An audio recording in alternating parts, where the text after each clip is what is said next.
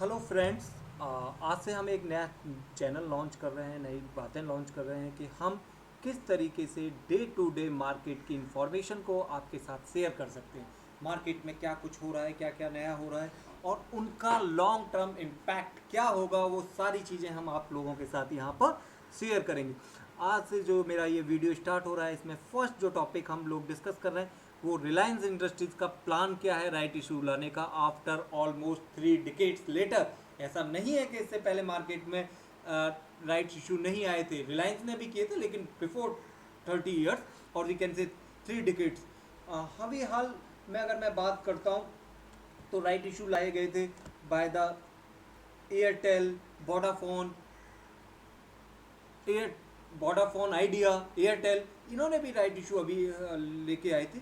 लेकिन इस समय जब कोविड-19 के कहर से पूरा विश्व आर्थिक कंगाली की तरफ मूव कर रहा है, कहीं भी कोई नया इन्वेस्टमेंट नहीं हो रहा है, कहीं भी कुछ नया अट्रैक्टिव नहीं हो रहा है, तो उस समय रिलायंस इंडस्ट्रीज़ का ये प्लान है क्या, क्यों वो राइट इशू लाना चाह रहे हैं, किस तरीके का इम्पैक्ट है, क्या उनका प्राइजेज है, क्या उसका इकोनॉमी पे इम्पैक्ट पड़ेगा, क्या कंपनी पर उसका इम्पैक्ट पड़ेगा, ये सारी चीज़ें हम आप लोगों के साथ अभी डिस्कस करेंगे। तो स्टार्टिंग करने से पहले मैं आप लोगों के साथ ये बोल देता हूँ कि नया चैनल है तो आप इसे सब्सक्राइब करना मत भूलना। पहले मैं बात करता हूँ what is the meaning of right issue. Right issue is a when a company offers its existing shareholders the chance to buy additional shares for a reduced price। अगर मैं बात करता हूँ राइट इशू की तो यहाँ पर आपके लिए to things is more important. One is right issue only for your existing shareholders, that is totally only for existing shareholder। कोई भी नया बंदा जाके राइट इशू नहीं कर सकता है, जिसके पास भी शेयर होल्डर जो भी कंपनीज के शेयर्स होंगे उन्हीं को वो जाकर राइट इशू में ले सकते हैं, बाकी लोगों के लिए ये नहीं है। And chance to buy additional share. And second one is that is a reduced price. That is a reduced price means it is only available in a market and a discount rate। It's a big thing। यहाँ पर मैंने एक example के साथ share किया कि 1:4 का right issue means क्या होगा कि एग्जिस्टिंग इन्वेस्टर्स के लिए वन अगर आपके पास शेयर्स है, every 4 shares already held by him और इट, तो वो क्या कर सकता है, एक शेयर ले सकता है। Usually the price of at which the new share are issued by way of right issues in a less than preventing market price of the stock. अब हम बात करते हैं करंट सिनेरियो की, जो रिलायंस की डील हुई है अपनी एनुअल जनरल मीटिंग्स में, कि वो क्या है, किस तरीके की वहां पर बात की जा रही है। तो मैं बता रहा हूं कि Y Reliance industries took this decision. Basically Reliance industries का ये डिसीजन लेने के लिए main important thing is zero dept firm by March 2021। Zero डेप्ट, फिर से कह रहा हूं, जीरो डेप्ट, जीरो डेप्ट, नल जीरो।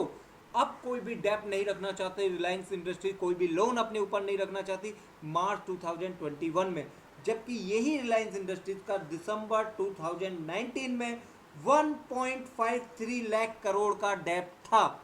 कब? दिसंबर 2019, 1.53 लाख करोड़ का डेप्ट, तो उसे जीरो डेप्ट में कन्वर्ट करने की बात कर रहे हैं। क्यों कर रही है, क्या पर्पज है? क्योंकि हम जब लीवरेज पढ़ते हैं, हम कैपिटल स्ट्रक्चर पढ़ते हैं, कैपिटल स्ट्रक्चर की थ्योरीज पढ़ते हैं, तो हमें बताया जाता है, समझाया जाता है फाइनेंसिंग टेक्निक्स में कि अगर आपके पास डेप्ट प्रपोर्शन इंक्रीज होता है तो आपकी कॉस्ट ऑफ कैपिटल रिड्यूस्ड होती है। तो फिर क्या पर्पज है कि रिलायंस इंडस्ट्री जीरो डेप्ट के लिए मूव कर रही है? कहीं कुछ नहीं, पिछले 2-3 साल में जो बड़ी बड़ी कंपनीज के साथ डेप्ट का इशू बना है, इंटरेस्ट का रिपेमेंट नहीं हो पाया है, इससे कहीं ना कहीं रिलायंस को भी लगता है, क्योंकि उसकी सिस्टर कंसर्न अनिल अंबानी जी की जो ऑर्गेनाइजेशन है वो आप देख ही रहे हैं, जेपी ग्रुप का आप हाल देख रहे हैं, किंगफिशर का आप हाल देख रहे हैं, ये अपने आप में एक बड़ी कंपनी थी, अपने अपने इंडस्ट्रीज में, अपने फील्ड में ये किंग थी, और वहाँ से ये जमीन पर आई हैं। तो उन्हें समझ में आ गया है कि मार्केट सदा एक जैसा नहीं रहता, कभी आप अप्स में जाते हैं, कभी आप डाउन्स में जाते हैं। तो अगर आप हाईली डेप्थ में रहेंगे तो डाउन के समय में आप अपने आप को सर्वाइव नहीं कर सकते। ये एक बड़ा रीजन है। Reliance Industries Limited plans to raise 53,215 crore by selling share to existing investors, the biggest such fund raising by company in India। अभी तक का सबसे बिगेस्ट फंड रेजिंग है by the right issue bye in India. conglomerate aims to wipe off its massive debt. Shareholders of Reliance will be offered one new share for every 15 held at rupees 1257 a piece, a discount of 14%। 14% के discount के साथ यहाँ पर ये deal की गई। आपको एक और चीज़ मैं यहाँ पर बड़ा इंटरेस्टिंग बता दूँ कि रिलायंस इंडस्ट्रीज के शेयर्स के प्राइस जो आज यहाँ पर 1257 में ये बेचने की बात कर रहे हैं, 23 मार्च को जब कोरोना वायरस की वजह से मार्केट गिरा था, मार्केट में बियरनेस आई थी, उस कंडीशन में 883 रुपीज़ का ये शेयर हो गया था। इन्होंने अपने आप को बायबैक किया, अपने आप को बूम अप किया, और बूम अप करने के बाद जब इन्हें लगा कि इनके प्राइजेस ठीक है तो 1257 इस समय प्राइस रखा गया है। मार्केट प्राइजेस था 1467, यस मार्केट प्राइस था 1467। और एक और चीज़ है, share holders willing to subscribe to the issue will have to pay only 25% in application. Rest of the money goes hopefully in allotment or to the first call, second call or any other call.